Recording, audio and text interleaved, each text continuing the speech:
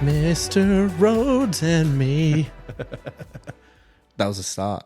Oh, sorry. I thought you were just enjoying it. No, I'm not just a fan of Counting Crows. Well, you are. You are also a fan of Counting Crows. Yeah, his hair would be just too much for me. Adam? Is that Adam? That's not important, Sam. That's not important. We are chatting today to Mr. Rhodes. We were still backstage at Groovin the Moo in Lismore.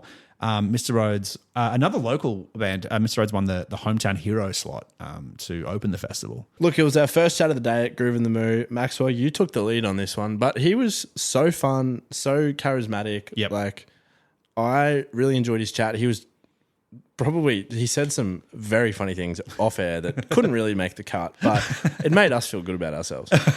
But I'll tell you what, listen out for the upcoming album, which sounds like it's going to be an absolute blast to record with a Yamaha 4-track cassette recorder. Yeah. That rules. Well, Maxwell, I'll hand over to you, shall I? Thanks, Sam. Well, we are backstage here at Groovin the Moo in Lismore. We're joined by Mr. Rhodes. Welcome to the show. What's up? Thanks for having me. Anytime. We'd like to kick it off the same way each week. What has been spinning in your playlist lately? Man, this is going to be wild. But the new Charlie Puth album. Oh, it's so good. I'm absolutely obsessed with the Michael McDonald song. I've literally been singing it in my head all morning, just walking around. It's fantastic. Oh, awesome. Charlie Puth, man, that dude. I don't want to hear him talk about making music, but I will listen to the music he makes. How good is the Kenny G bit in that? Don't even get me started. I'll talk about this whole album top to bottom. Like, oh, man. He's incredible. Like, you're right. Like, sometimes he's yapping a bit too much. He's but talking too much. I know it's part of the job. Like, bro, calm down a little bit. We get it. Perfect pitch. I'd say he's one step better than Jacob Collier, though. I think they're both exactly the same. They both annoy me equally. I think they're both supremely talented. Yep. But don't want to hear them talk. You know what? That's a absolute banging soundtrack to have on lately. 100%. Well, let's dive a little bit into the background of Mr. Rhodes and the sound, that you're putting out. So, like, who are the artists? What are the tracks that you grew up listening to that kind of influenced you? Yeah, I think so. Like, obviously, I grew up listening to a lot of American hip hop. Black Star were one of the first ones I really got to dig into.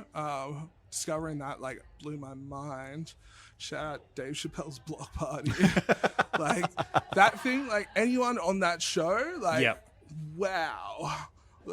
So I'd say a lot of that really did influence what I do now. But also, when I was 16 and first started rapping, I was in Sydney on, like, a school camp thing at one of the unis, and in the rumpus room or whatever it was, there was a CD player, and it had a burnt copy of Horrorshow's Inside Story. Oh, sick. And it was the only CD in this CD player, and it just played all week.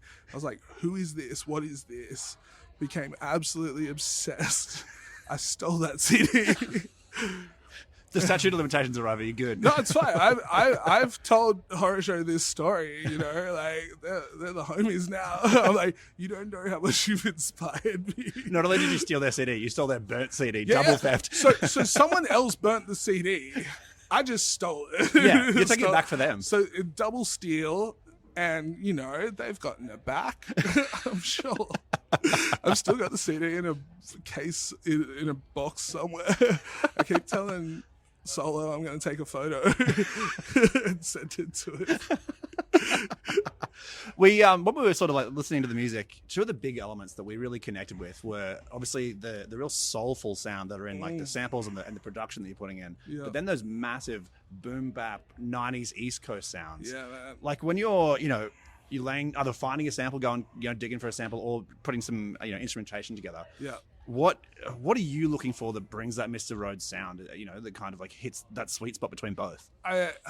Like, drums always have to be hard for me, but I'm also, like, I also want it to feel like you could actually just sing over the top of it, and but also sometimes I just want shit to slap. Like, I'm not always looking for something soulful, but we chop up a lot of different stuff. we're trying to write this next album completely clean, no samples. Oh, wow. So that'll be a fun exercise. Are you writing that album with no samples to sound like it could have been sampled, or do you want it to be completely like fresh? Yeah, I got gifted a Yamaha 4-track sick cassette, so we're probably just going to track a bunch of stuff to that, and then that rules. Then sample it ourselves and just chop it all back up and repurpose it the Portishead way. Yeah, exactly. Man, they used to like literally just write a whole album and then send it off to press and then resample themselves. That's how like a lot of the first Portishead album was made. That's sick. Yeah. Same with like Avalanches and stuff. They reckon there was like 1,700 samples or something on that first record. DJ Shadow, like all that stuff. Love it. That's like that's my constantly playing. Sounds like you're going to be spending a lot of time doing record play, pressing at the same time. Yeah, that's fun though. that's what we live for. It's better than staring at a computer. Touche. You know what? I'm over my computer. You don't want everything on the grid, No, I want it to be a little sloppy. I like that. I like that a lot.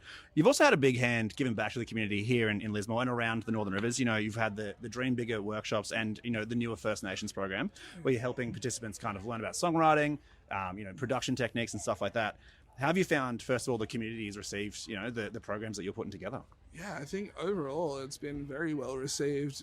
Crazy shout out Dream Bigger. It's been a long time.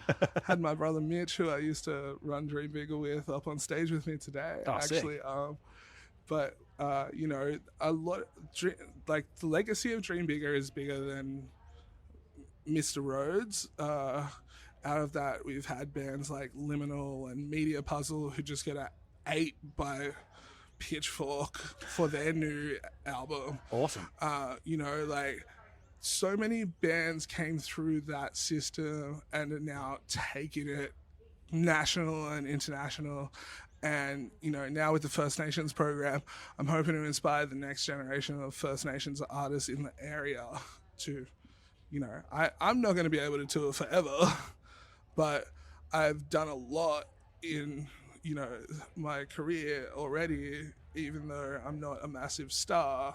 I've been around a long time and longevity is part of the course. Yeah.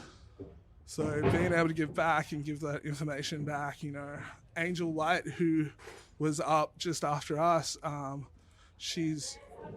been doing some mentoring with her as well. So it's very exciting to see her on the lineup, and she's an incredible songwriter. Yeah. And she's going to go so far. So very, very exciting things happening around here that I hope people are paying attention. I was going to say, like, the Northern Rivers, it's had different waves of artists. You've had the hardcore scene out of Byron. Obviously, there's 1,000,001 indie surf rock bands around here. Oh, yeah. What is the hip hop community looking like? Are you kicking down doors, or is there space already? Like, how does it work for you as an artist? Once again, it's been in waves. Like, coming up, there weren't many hip hop artists around. There's a few legacy. Shout out to Triple Nip, the GOAT. But like when I was coming up, we were playing mixed lineups. It was like us, Wolves, a bunch of punk bands, some folk singers, because that was the scene. Yeah. Like we were all just playing together and making each other better as we went on. And I think that generation of, like my generation of artists and bands from here have really taken off recently. So, and it's really cool. The hip hop scene's coming up. There's so many sick young acts that are doing big things, Shout out Dilly Bop, shout out Jack Ramirez. Eric Flew just put out a really sick boom bap album. It's so good. Boom bap's back. Dude's wordplay is insane. Like, I absolutely, and I've watched that dude since he was 15, like just practicing and getting better and better every time. So it's really sick to see. That rules, man. It's so good to see the Northern Rivers is having its time. Yeah, man. Like, and there's people who are from here that no one knows are from here that are massive, Mayor. Oh, yeah. York. Yeah. Massive acts. Everyone knows Parcels is from here, but there's Tora as well, There's people. Northern Rivers and Lismore in itself have been cultivating really sick artists for a long time, and we're not just Grin Spoon. Shout out Grinners. Phil and the boys will love to hear that. Honestly, we were just talking about him before because my keyboardist Angus used to be a studio assistant over in Byron and worked on one of their albums. And one of the boys' wives is working at the ticketing booth. And it was like, oh, yeah, no, there was like an issue. She got our tickets. His family's tickets sorted because she knew exactly who it was. Hey, that helps. That's what I mean. Northern Rivers, man. It's a small world. Like, we really do be out here. Well, before we let you go, what does the rest of 2026 have in store for Mr. Rhodes? New EP coming out 26th of June. Plus, we're at Vivid with Tasman Keith and Will Griller for a free show at Carriage Works. Then we're going to go into album mode and knock out this album and maybe a little tour before the end of the year. We'll see. We'd like to hear that. We'd like to hear that a lot. We do like to tour. We did just finish a national tour at the start of the year. But you know what? I'm getting bored. No rest for the wicked, my friend. You've got to get done. Got to get around.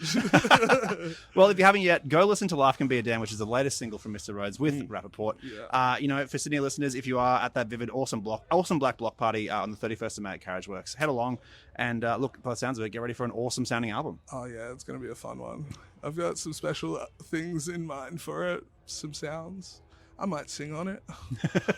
We'll see. Fuck yeah. Get the people ready. Well, Mr. Rhodes, thank you for joining us. Thanks for having me, lads.